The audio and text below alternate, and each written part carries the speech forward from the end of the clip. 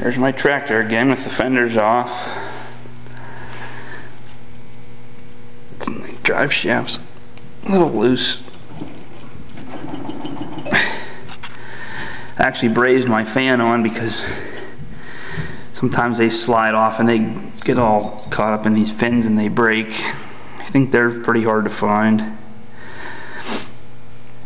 One recommendation I have with these is if you want to save the oil, it's a good idea to do if it's new. Most people, if it starts having problems, first thing to do is change the oil. So if your oil is new, you want to save it, you can pick up one of these. I think it's 12 quart, holds 12 quarts. It's made by Blitz. I got this one at Walmart. I think it was only like $3 or $4. And I think this holds 8 quarts, so 2 gallons of oil should all fit in that container. But if your oil and filter are from the factory in the early 70s, you might want to just bite the bullet and change it. Where I'm having my oil leak is right here. This greasy little input shaft.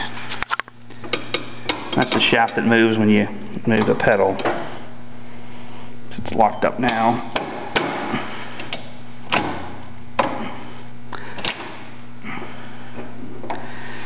The linkage is sticking a little bit too. I remember when I bought this tractor, the hydro that it came with, all these linkages and the shaft was all boogered up and worn out, and I just kept the same shaft because you can't really get parts. I wonder if that wasn't why it was leaking. Got excessively worn, so I got to readjust all these linkages and everything. So I guess the first step is take these 4 massive bolts off.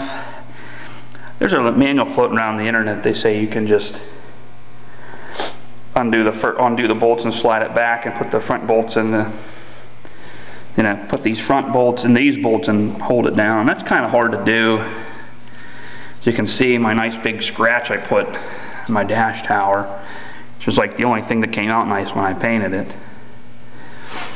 But I would just put a board under these frame rails, and jack up the board, and then just take this whole rear end off.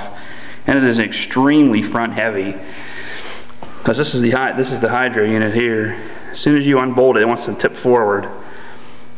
So you need to be cognizant of that. Maybe you could put a board or something inside the frame rails to kind of hold this up.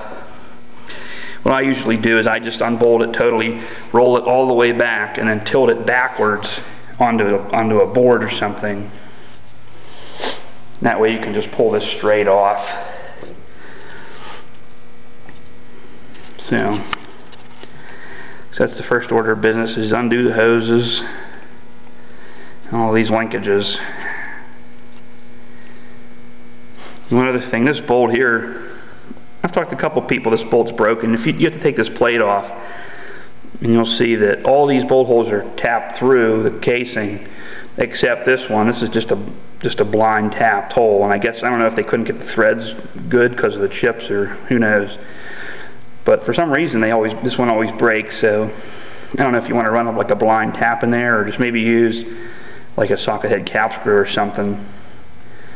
You don't have to crank the socket head cap screws real tight, or you'll strip the casting. But just be aware of that. These are all grade 8 bolts I bought. When I stripped that one out, I bought new bolts. So I guess that's got my work cut out for me.